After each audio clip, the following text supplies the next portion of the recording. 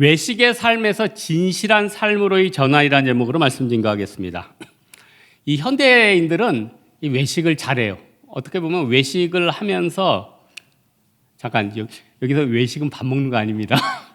남들에게 그런 척 하는 거. 그러니까 처음에 아예 외식을 하니까 밥 먹는 얘기하는 것보다 이렇게 생각하는데 외식은 남에게 그런 척 하는 거.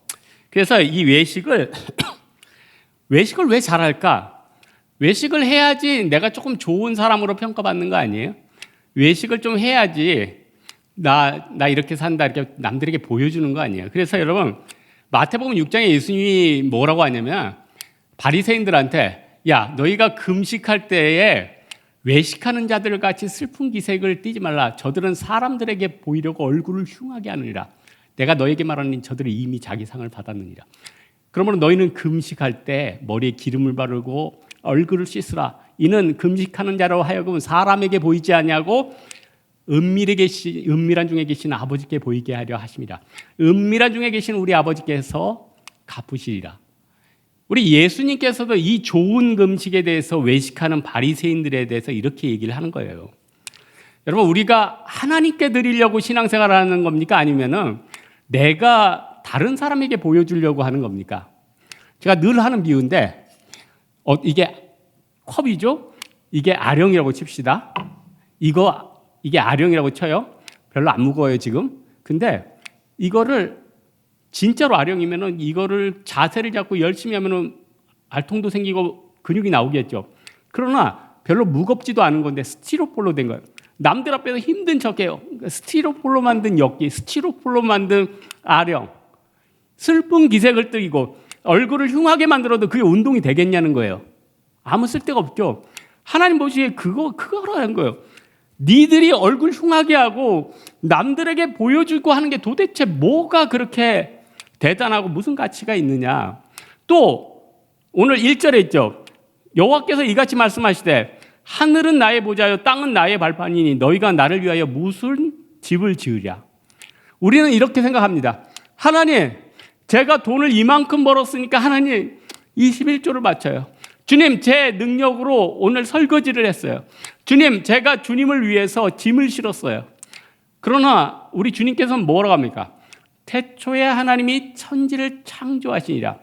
땅이 공허하고 흑암은 깊음 위에 있고 하나님의 영은 수면 위에 운행하시니라. 하나님이요 천지를 창조했어요. 그러니 여기에 창조는 바라크예요. 완전한 무. 그러니까 여러분이 드리는 물질도 하나님이 만들었으니까 드리는 거 아니에요.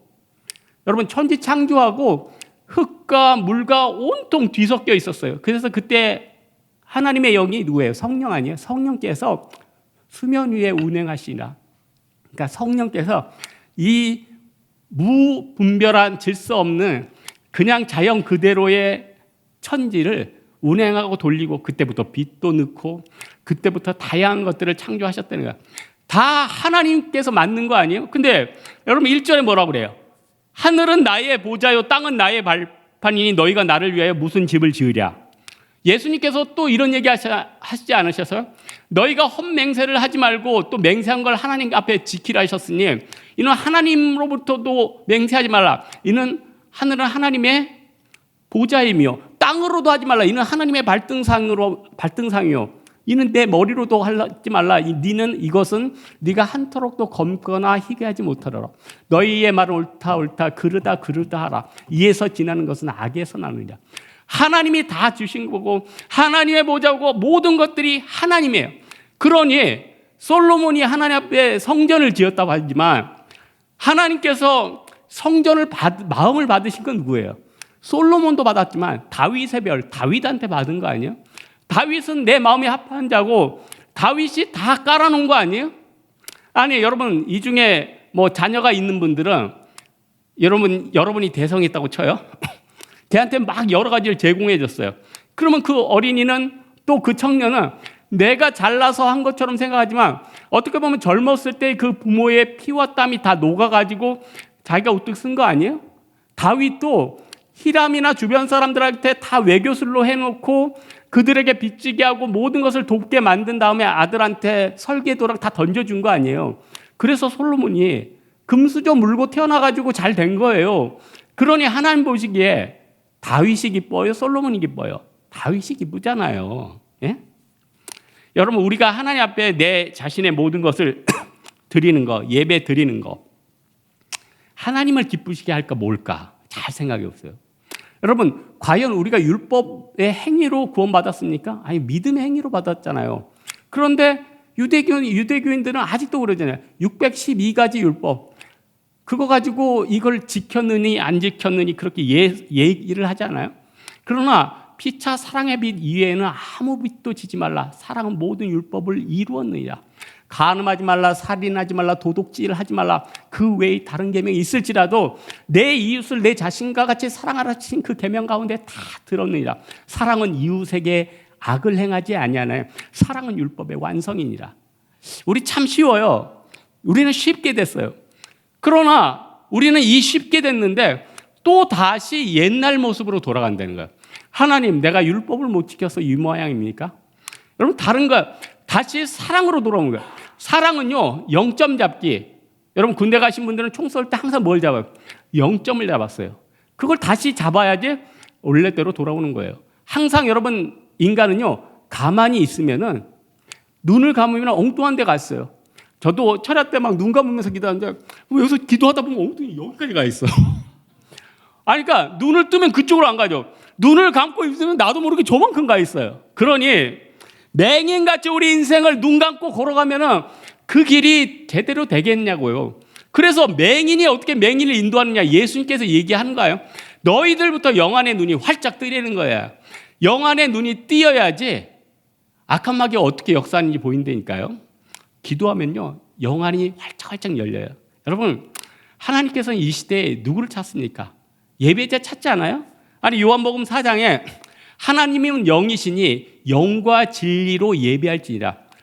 하나님은 이렇게 예배하는 자를 찾으시니라. 그 영과 진리로 예배하는 게 누구예요? 우리 아니에요? 예배 드릴 수 있는 거는 천사랑 우리 인간밖에 없어요. 하나님의 자유의지에 불순종한 것도 천사하고 우리밖에 없어요. 근데 더 감사한 거 있죠. 천사보다 우리가 레벨이 높아. 이야, 천국에 가면은 천사들이 우리를 대접해요. 우리가 천사를 대접한다고 기분 나쁘잖아. 그러니까 전 창세기 이렇게 쭉 보다 보면은 하나님이 다른 거는 그냥 다 창조를 했는데 인간을 창조할 때만큼은 성부, 성자, 성령님이 회의를 하기 시작해요. 우리가 우리의 형상대로 우리가 사람을 만들고 그들로 바다의 물고기와 공중의 새와 가축과 온 땅에 기는 것과 온 땅에 기는 것들을 다스리게 하자. 하나님이 인간 창조를 할 때만큼은 성부, 성자, 성령님이 회의를 해요. 그리고 놀라운 게 뭐죠? 하나님이 우리의 형상대로, 곧 하나님의 형상대로 사람을 만드시고 남자와 여자를 만드시니 하나님이 그들에게 복 주시고 하나님이 그들에게 이르시되 생육하고 번성하고 땅에 충만하라. 온 땅을 다스리라. 바다의 물고기와 공중의 새와 모든 생물을 다스리라. 하나님은요, 우리에게 천사보다 레벨 위, 또 동물보다 레벨 위, 온 땅을 다스리는 권세를 주셨어요. 왜 이런 권세를 주셨을까요? 무엇보다도 하나님은 우리에게 하나님의 형상, 하나님의 인격대로 우리를 만들었다는 거예요. 그러니까 하나님이 인간을 만들 때 그 모델은 하나님이라는 거예요. 그래서 예수님은 참 신이고 참 인간인 거예요. 그래서 여러분, 이 성경에 보면 사복음서가 있잖아요. 마태, 마가, 누가, 요한복음이 있어요. 똑같이 사복음서죠. 근데 마태복음은 뭐예요? 예수님은 왕이시라는 걸 강조해요. 마가복음은 뭐예요? 예수님은 하나님의 둘러서 종이라는 걸 강조해요. 누가복음은 뭐예요? 예수님은 인자예요. 사람이라는 거예요. 사람. 참 인간이요 참 신이 우리 예수님이라는 거예요. 요한복음은 뭐예요? 하나님의 아들. 그러니 우리 인간의 얼마나 대단한 존재예요. 오늘 3절에 보니까 우리가 하나님 앞에 마음으로 안 드리는 걸 뭐라고 하냐면 소를 잡아 드리는 것은 살인한 것과 다름이 없고 어린 양으로 제사 드리는 것은 개의 목을 꺾은 것과 다름이 없이 하며 드리는 예물은 돼지의 피와 다름이 없이 하고. 이게 무슨 말이냐면 하나님께서 기뻐 받으시는 동물이 뭐예요? 소, 순양, 순염소, 가축들, 인간들을 아주 유익하게 하는 것들이에요. 제사 드릴 때 표범을 드린다든가 뱀을 드린다든가 이거 지금 걸 때 큰일 나요. 못 드려요. 그리고 사람이 가난한 사람이 있잖아요. 그 사람을 위해서 비둘기까지 바치게 했어. 저는 비둘기는 닭처럼 먹지도 못하는데 왜 이 비둘기가 평화의 상징이 됐을까? 당연히 비둘기가 평화의 상징이 된 건 성경 때문에 평화의 상징이 된 거예요. 잘 알잖아요. 노아의 방주 때 마지막에 땅에 물이 말랐는지 안 말랐는지 누가 가요? 비둘기가 갔잖아요. 까마귀는 사라졌어요. 비둘기는 가서 올리브 잎을 주워 들고 왔죠. 그게 뭘 뜻해요? 하나님과 인간의 화목이에요. 그래서 비둘기는 평화를 상징해요. 그리고 이사야도 자기 자신을 비둘기로 많이 비유했어요. 그러니까 제가 옛날에 이사야서 37장에 주여 나는 비둘기 같고 이렇게 비둘기 표현을 해요. 근데 이 설교를 준비하는데 참 재밌죠? 교회 앞에 어떤 벤치가 있어서 제가 잠깐 앉았어요. 근데 이제 잠깐 묵상을 하고 있었어요. 말이 묵상인지 잤어요, 좀. 근데 뭐가 제 손가락을 콱 무는 거예요. 저는 개가 문 줄 알았어요. 근데 뭔가 굉장히 따끔해. 눈을 봤는데 개는 없어. 근데 비둘기가 이렇게 싹 있는 거예요. 그래서 설마 제가 물었을까요? 손을 놨어요. 이렇게 왔는데 또 와서 제 손가락을 콱 무는 거예요. 그래서 이놈 하고 또 쳤죠. 또 있었는데 또 와서 무는 거예요. 제가 뭘 느꼈냐면 비둘기는 인간하고 좀 친화적이게 만들었구나. 여러분, 인간하고 친화적이게 만든 게 강아지도 친화적이게 만들고 비둘기도 친화적이게 그랬어요. 근데 하나님의 순리에 어긋나게 맹수들은 기르다 보면요, 가끔 인간을 배신을 해요. 맹수한테 기르다가 공격당한 사람도 굉장히 많아요.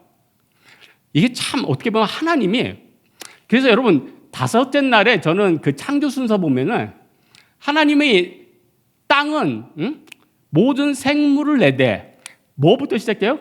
가축과 땅에 기는 것과 땅의 짐승을 그 종류대로 내라시니 그대로 되어 땅은 땅의 짐승을 그 종류대로 가축을 그 종류대로 땅에 기는 모든 것을 그 종류대로 내셨어요. 근데 항상 표현하는 게 뭐예요? 가축을 먼저 얘기해요. 그러니까 하나님의 순서는요 참 대단해. 다 우리에게 합당하게끔 하고 그리고 동물들 보면은 제가 지금 왜 갑자기 동물 얘기를 많이 하냐면은 제가 TV나 유튜브를 거의 안 보는데 이번 주 TV에서 동물의 왕국을 봤어. 그래서 지금 머릿속에 동물이 많이 차 있어요. 근데 참 동물의 인생도 기구해. 코끼리. 저는 맹수의 왕은 코끼리라고 확언합니다. 왜냐? 코끼리하고 콧불소 같은 코끼리 붙었어요. 콧불소는 힘이 얼마나 센지 사자가 달려오면 콧불소가 부딪히면 사자가 날아가요. 그래서 콧불소랑 콧불소랑 코끼리랑 붙으면 어떻게 될까 궁금해서 봤거든요. 콧불소랑 코끼리랑 부딪혔는데 콧불소가 뒤집혔어요. 그리고 그 뒤집힌 콧불소를 코끼리가 발로 봤는데 저는 태어나서 콧불소가 아프다고 우는 거 처음 들었어요. 에 하는데 근데 그 코끼리가 저 사막에 있는 코끼리들은 물을 구하기 위해서 600km를 움직이면서 물을 구한대요. 얼마나 힘들어요. 그러나 우리 말레이시아 성경하는 코타키누발루에 사는 코끼리들은 워낙 열대우림이 풍부한 곳에서 쉽게 먹을 걸 먹어요. 어떻게 보면 우리 인간하고 똑같지 않아요? 어떤 사람은 이 세상에 나와서 금수저로 편안하게 살다 가고 어떤 사람은 사막을 기어서 그 물 한 점을 얻는 것처럼 피 흘림을 얻는 것처럼 살아가야 된다는 거예요. 그러나 우리는 하나님 앞에 불평할 수 있어요? 없어요? 없죠.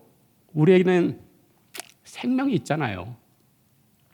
아무리 편하게 먹고 마신들 아무리 호의호식하면서 지낸들 지옥 가면 무슨 소용이 있느냐는 거예요. 그래서 저는 존 스토트 목사님이 옛날에 우리나라가 와서 영혼 멸절설을 주장할 때 깜짝 놀랐어요.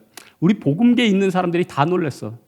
아니 영국의 최고 복음주의자가 어찌 지옥에 대해서 이단에서 주장하는 영혼 멸절설을 주장하나. 그분은 그 성경 해석을 나름대로 잘못한 거예요. 그 불에 탄다는 걸 영혼이 타서 없어진다는 걸로 지금 잠깐 착각하는 건데 성경에서 분명은 지옥이 있어요. 예수님께서도 지옥에 대해서 증언하셨고 구약에 대해서도 증언하셨고 그 나사로가 죽었을 때 그 비유로도 다 비유를 하셨다는 거예요. 여러분, 지옥은요 반드시 있습니다. 우리는 대만에 가서 뭘 전해야 돼요? 예수 그리스도를 정해서 증거해야 돼요. 그들에게 예수만이 생명이고 길이라는 걸 전해야 된다는 거죠. 그리고 우리는 어떤 걸 누려야 돼요? 이 세상에 먹을 것과 드릴 것은 하나님께서 다 주신다. 여러분, 하나님은요 우리에게 사랑을 가르쳐 주시지 않았습니까? 612가지 지키려면은 도저히 못 지킬 거 알잖아요. 또 그 중에 하나를 범하면 또 다른 것도 다 범하는 거예요. 여러분, 어떤 사람이 구구단을 계산해서 2는 몇이에요? 4죠. 어떤 사람이 2는 5라고 했어요. 어떤 사람은 2는 1이라고 그랬어요. 근데 2는 5라는 사람은 그래요. 나는 1밖에 안 틀렸으니까 나는 율법을 좀 더 잘 지켰어요. 말할 수 있어요? 아니에요. 다 틀렸어요. 다 폴스예요. 다 심판이에요. 율법 하나를 명하면 다 멸망하는 거 아니에요? 그러나 사랑은 어때요? 내가 이 사람을 요만큼 사랑했어. 그것도 답이에요. 저만큼 사랑해서 그것도 답이에요. 저만큼 사랑해서 그것도 답이에요. 마스터 키네요. 마스터피스가 마스터 키를 가지고 살아갈 수 있어요. 그래서 어떤 문제를 솔루션을 갖고 고민하다 보면요 사랑을 하게 되면 그게 보여요. 내일 대만 가니까 저도 한 5개월 동안 중국어 안 쓰다가 지금 발등에 불 떨어져가지고 이번 주에 중국어 좀 봤어요. 근데 제가 뭐 억울하다면 억울하지만 좀 아쉬운 게 하나 있었어요. 뭐냐? 제가 고등학교를 상문고등학교를 나왔어요. 상문고등학교 나온 사람은 알 거예요. 제때 전교생들은 천자문을 다 외우고 입학을 했어요. 전교생 1000명이 다 천자문을 외우고 입학했어요. 우리 김성은 집사님 제 후배네? 맞죠? 맞죠? 천자문 다 외웠죠? 그래서 저 일타 강사 됐잖아요. 천자문을 다 저희 학교에서 횡단보도만 건너면은 뭐 우리나라 최고 명문이죠. 서울고등학교가 있어요. 서울고등학교 애들이 늘 우리 고등학교 애들 보면 같이 보이니까 건너편이니까 한 50m밖에 안 돼. 아니 상고등학교 애들은 지금 중3 끝나고 국영수 해야 되는데 쟤는 뭐 서당이야. 맨날 한자만 외우고 있어. 막 이랬어요. 그러나 그거 외우고도 하니까 국어의 이해력이 달라져요. 우리나라 사실 한 70% 정도는 한자의 그 어원을 따고 오잖아요. 일본도 마찬가지고. 그러나 제가 지금 하고 싶은 말은 뭐냐면 제가 지금 또 대만 선교 때문에 중국어를 하니까 우리가 쓰는 지금 한자는 번자체라고 그래요. 대만도 똑같아요. 그거는 어떻게 보면은 좀 비유하면 고대 라틴어 같은 거예요. 중국의 문맹률이 너무 크니까 아예 이걸 간자체로 줄였어요. 그러나 무시할 수가 없죠. 대륙이 쓴다는 건 그건 표준이 돼버린 거예요. 그래서 저는 안타깝지만 제 머릿속에 천자문을 지금 다 지우고 번자체를 지우면서 간자체로 지금 그걸 바꾸면서 옛 것을 지우고 지금 새 걸로 하니까 옛날 거 지우고 지금 하니까 좀 짜증이 나요. 무슨 말인지 알겠어요? 그래서 다음 세대들은 어떻게 했으면 좋을까? 이건 제 생각인데 천자문을 중국어 간자체로 외우고 그 병음까지 같이 외우면은 중국어도 끝나고 천자문도 끝나고 그 상형 문자인 그 국어에 대해서 이해력도 끝나요. 근데 이건 우리는 세퍼레이트 분리시켜가지고 하니까 이거 했다 저거 했다. 그럼 번자체도 하고, 물론 라틴어도 하고 영어도 하고 다 하면 다 좋죠. 근데 인생이 그렇게 한가해요? 그리고 중요한 게 뭐냐? 대만 사람이나 중국 사람이나 한자 글자로 써봐. 못 써요. 여러분이 더 잘 써요. 내일 우리 최세진 집사님 처음으로 대만 가는데 한자 좀 쓰거든요. 이 사람이 한자 번자자로 쓰면 대만 사람들 깜짝 놀라. 당신은 도대체 중국어를 한마디도 못하면서 어떻게 이렇게 이 라틴어 같은 이걸 다 쓰냐고 놀래요.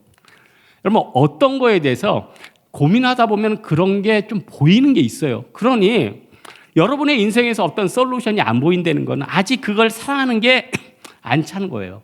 여러분 하나님께서는 이 세상을 창조하시고 이 세상을 방치하셨습니까? 계속 운용하고 계십니까?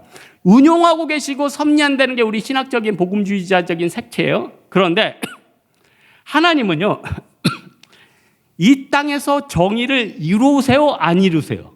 이루신다고요. 그래서 여러분 악인이 번창할 것 같지만 결국은 악인은 심판을 하고 악인은 멸망을 당하고 의인들은 옳다 일컬음을 받아요. 그래서 우리는 걱정 안 해도 되는 거예요. 왜 악인이 번창하느냐 고민할 필요도 없어. 고민할 시간도 없죠. 알아서 하나님이 다 해주시니까. 다윗이 너무너무 하나님을 사랑했어요. 그런데 솔로몬은 아들이니까 사랑할 거 아니에요? 이 아들이 국정 운영을 잘해줬으면 좋겠는데 자기가 살고 자기가 나라를 운영하다 보니까 이게 마음대로 안 돼. 그래서 다윗이 얼마나 하나님 앞에 기도를 했겠어요. 그래서 하나님이 그 아들에게 준 축복이 뭔지 아세요? 다윗에게 마지막으로 솔로몬에게 분부를 해요. 그게 솔로몬의 정치 기반을 탄탄하게 한 거예요. 뭐냐? 첫째로 아도니아가 다윗의 마지막 첩인 아비삭에게 동침을 하려고 얘기를 했다가 그걸 빌미로 솔로몬이 아도니아를 쳐버리죠. 그리고 또 다윗에게 욕했던 시므이도 쳐버리려고 그랬는데 한번 용서를 했었어요. 근데 종이 도망을 갔어요. 예루살렘 성 밖으로 가면은 너는 죽음이다. 밖으로 가서 걔도 정당하게 처리했어요. 그리고 다윗이 평생 제일 무서웠던 사람이 한 명 있어요. 요압을 되게 무서워했어요. 요압은 참모 총장이에요. 요압은 다윗의 약점이나 연약한 걸 다 알아. 힘까지 있으니까 다윗이 어떻게 했죠? 솔로몬한테 물려주면서 요압을 치라했어요. 그래서 분하야가 이제 넘겨받고 아비아달도 하나님께서 그 아도니한테 붙었기 때문에 이 사람도 죽여야 되지만 하나님의 법궤를 맺던 사람 아니에요? 그래서 너는 살려준다. 그래서 아비아달은 날아가고 사독이 그 자리를 찾게 되죠. 그러면서 솔로몬은 탄탄하게 가는 거예요. 탄탄하게 가는 거예요. 여러분, 우리가 하나님 앞에서 어떻게 살아야겠습니까?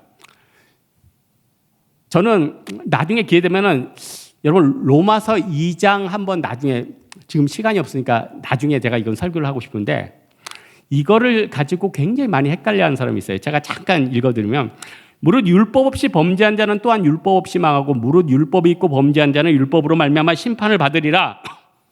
율법 없는 이방인이 본성으로 율법의 일을 행할 때는 이 사람은 율법이 없어도 자기가 자기에게 율법이 되나니 이런 이들은 그 양심이 증거가 되어 그 생각들이 서로 혹은 고발하며 혹은 변명하며 그 마음에 새긴 율법의 행위를 나타내느니라.